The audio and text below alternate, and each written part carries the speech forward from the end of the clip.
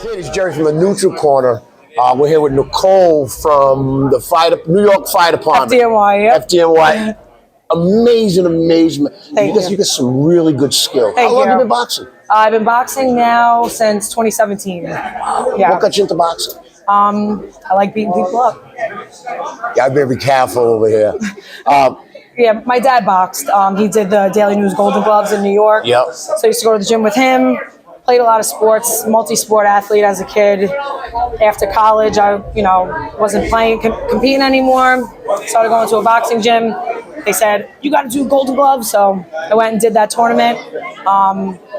Went to the finals, got silver gloves. Wow. And then I just, ever since, kept on going. Fell in love with it, right? Yeah. What's it like? Like, it's totally different than running into a building that's on fire.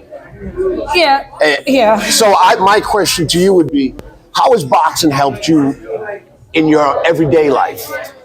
It's one of those things that your hard work shows, right? Mm-hmm. So, like, if you go in there and you've been bullshitting in the gym, it's going to show. Yeah. Whereas in everyday life, if you're, like, bullshitting everything you're doing, it shows, right? Yeah. Same thing with, like, firefighting. Like, we have to train. We have to train because it's a life or death sometimes. Yeah. Whereas boxing, not so much, but it's still a dangerous sport. Yeah. And, you got to work hard at whatever you do. Put your whole ass in it. Yeah. You know why? Because it's not like other sports. Other sports is a team sport, right? So if you're having a bad day, you got other teammates that are going to cover for you. I will say I'm very fortunate in my boxing career now. I am part of a team, FDNY boxing team. So I do have a lot of support. We do have a big team atmosphere. Yeah.